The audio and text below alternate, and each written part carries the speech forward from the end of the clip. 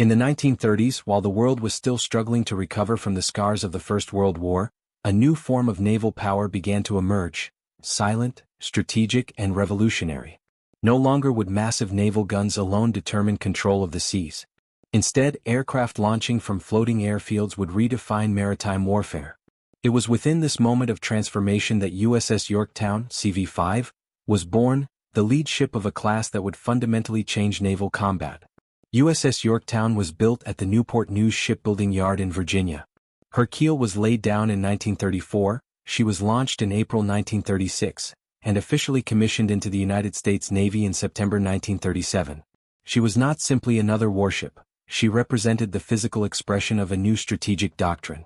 The Yorktown-class carriers were designed under the strict limitations imposed by interwar naval treaties, particularly the Washington Naval Treaty and the London Naval Treaty. These agreements restricted the displacement and number of major warships each naval power could construct. Within those constraints, American naval architects sought to maximize aircraft capacity, speed, and operational range. The result was an aircraft carrier capable of operating roughly 90 aircraft, with a standard displacement of about 20,000 tons and speeds exceeding 32 knots. Her long, uninterrupted flight deck reflected the maturity of the modern carrier concept. A ship built not around guns but around aviation. When Yorktown entered service, many naval officers around the world still viewed battleships as the backbone of fleet power. Yet forward-thinking strategists already understood that carrier-based aircraft possessed striking ranges far beyond any naval artillery. In the years leading up to World War II, Yorktown participated extensively in fleet exercises in both the Atlantic and Pacific Oceans. These maneuvers proved essential in refining carrier tactics, air group coordination, and combat logistics. The U.S. Navy was learning, through experimentation and practice, how to employ the aircraft carrier as the centerpiece of a naval task force. Operating from her decks were aircraft that would soon become legendary: the TBD Devastator torpedo bomber, the SBD Dauntless dive bomber, and the F-4F Wildcat fighter. Within only a few years, these aircraft and their crews would play decisive roles in some of the most important battles of the Pacific War. As tensions escalated across Europe and Asia in the late 1930s, the United States began strengthening its naval posture. In 1939, Yorktown was transferred to the Pacific, a strategic decision that would prove critical. When Japan attacked Pearl Harbor on December 7, 1941, Yorktown was not present in the harbor. She was operating in the Atlantic on neutrality patrol duties. That absence proved vital. While numerous American battleships were sunk or heavily damaged, the U.S. Navy's aircraft carriers, including Yorktown, remained intact. From that moment forward, the Pacific War would largely be decided by aircraft carriers. USS Yorktown was quickly redeployed to the Pacific Theater, where she would participate in some of the most decisive naval engagements in modern history, battles fought at distances measured in hundreds of miles, where opposing fleets rarely saw one another directly. The ship now stood at the threshold of a new era of warfare, one in which the flight deck replaced the battleship gun as the ultimate symbol of naval power.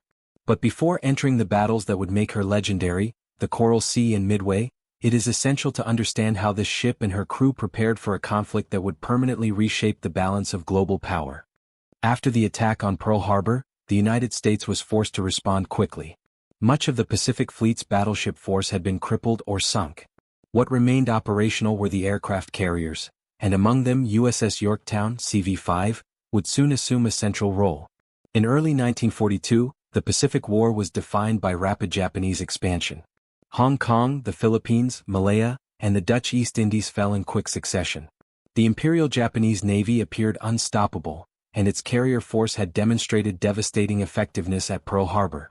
It was in this tense strategic environment that Yorktown began its first offensive operations.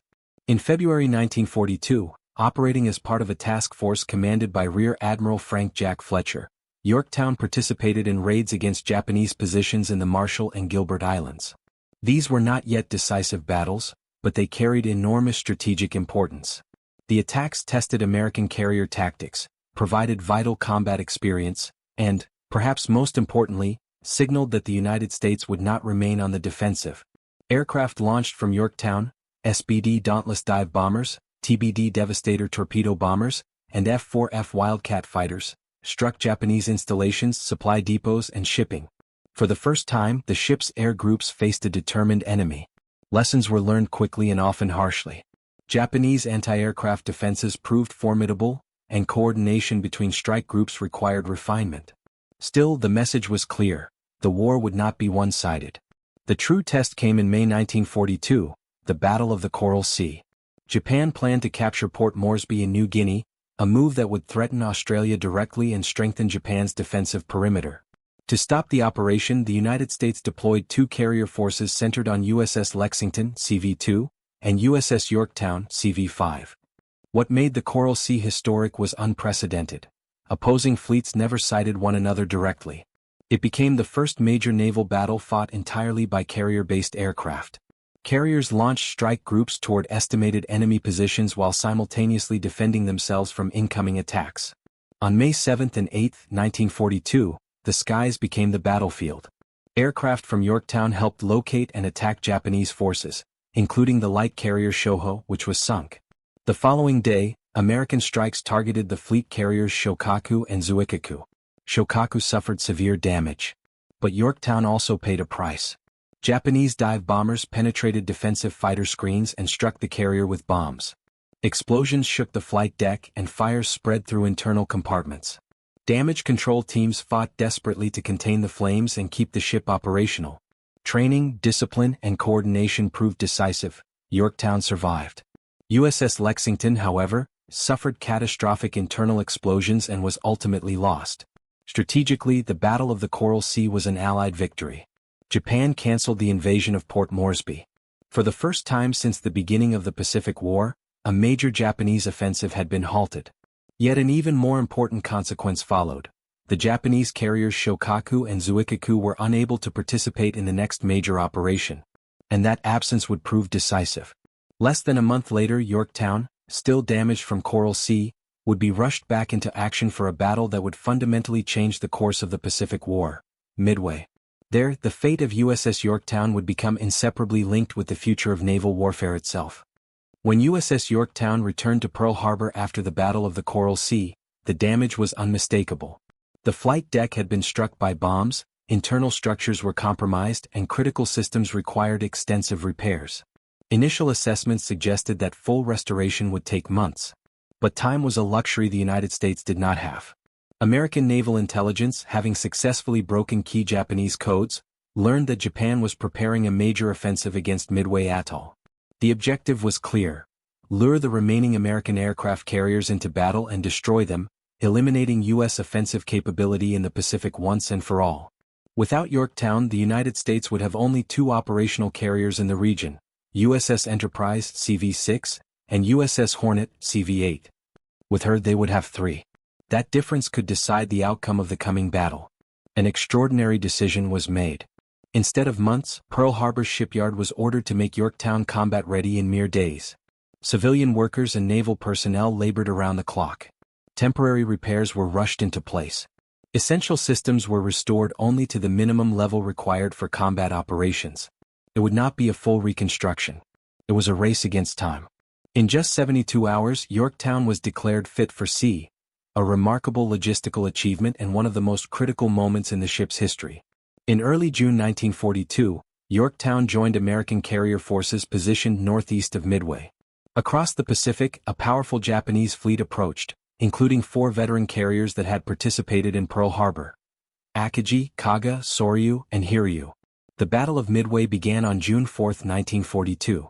In the early hours, aircraft based on Midway Island attacked the Japanese fleet, suffering heavy losses with limited results.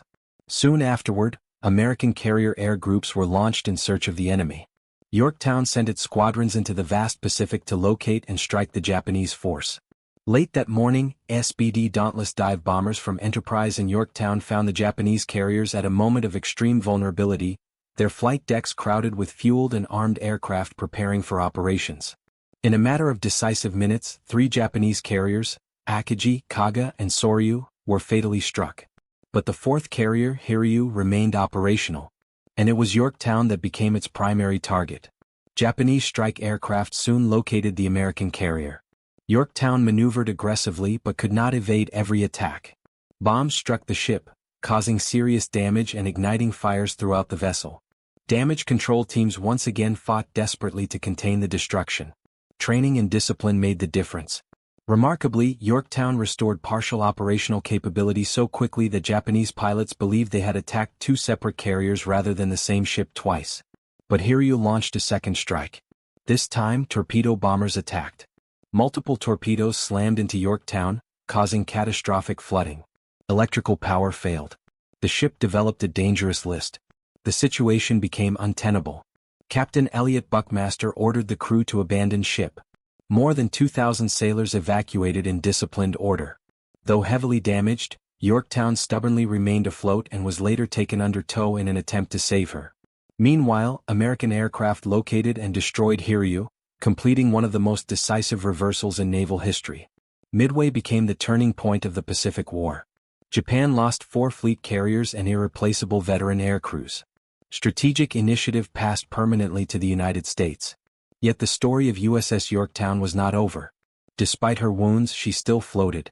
There was hope she might survive. That hope, however, would soon be shattered by an unseen enemy lurking beneath the waves. After the torpedo strikes delivered by aircraft from Hiryu, USS Yorktown was left drifting, heavily listing but remarkably still afloat. The aerial battle had ended in a decisive American victory. For Japanese aircraft carriers were out of action. Midway had been saved. But Yorktown was still fighting for its own survival. Damage control teams returned aboard in an effort to stabilize the ship. The destroyer USS Hammond moved alongside the carrier to provide electrical power and assist with flooding control operations. Pumps were activated. Hoses stretched across the flight deck. Engineers worked inside partially flooded compartments, battling rising water and failing systems. There was genuine hope that the ship could be saved. For hours, progress continued. The list was partially reduced. Flooding was brought under temporary control. Despite severe damage, Yorktown seemed determined to survive. But the Pacific War rarely offered second chances. On June 6, 1942, the Japanese submarine I-168 managed to penetrate the American defensive screen. Moving carefully and undetected, it positioned itself for an attack against the vulnerable carrier. 4 torpedoes were fired. One struck USS Hammond, which broke apart and sank rapidly. Additional torpedoes hit Yorktown once again. The explosions caused devastating new damage. Already weakened compartments flooded completely, and the ship's stability was irreversibly compromised. Hope of saving the carrier began to fade. Through the night, Yorktown remained afloat, silent, wounded, and increasingly unstable. Slowly, the sea claimed what battle had begun. Water continued to pour into the hull. On the morning of June 7, 1942, USS Yorktown finally succumbed. The carrier rolled over and sank into the Pacific Ocean, taking with her part of the crew who could not escape and closing the final chapter of one of the most important ships of the war. The emotional impact was profound. Yorktown was more than a warship. It had become a symbol of American resilience during the difficult early months of the conflict. She had fought at the Coral Sea, been repaired in record time, and played a decisive role at Midway. Even when gravely damaged, she fought to remain alive. The loss of Yorktown was painful, yet strategically acceptable in light of the immense victory at Midway. Japan had lost 4 experienced fleet carriers and irreplaceable veteran aviators. The tide of the Pacific War had begun to turn. In the decades that followed, Yorktown's legacy only grew stronger. In 1998, her wreck was discovered deep beneath the Pacific, remarkably preserved in cold ocean waters.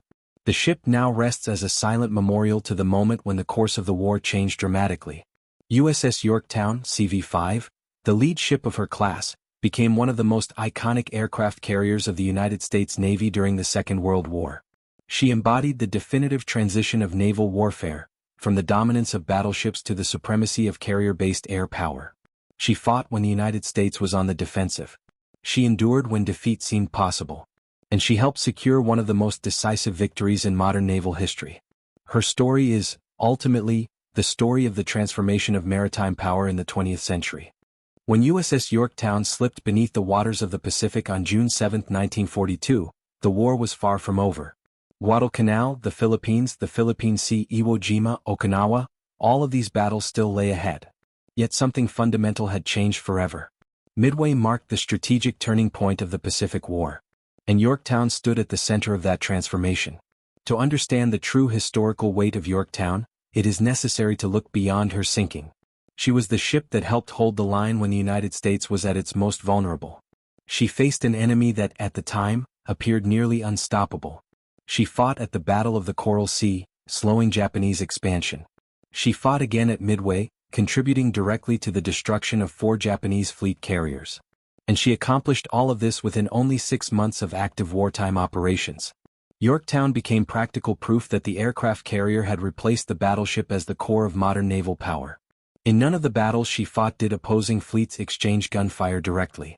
Combat occurred hundreds of kilometers apart, fought in the skies by aircraft launched from moving decks at sea. It was a complete revolution in naval warfare.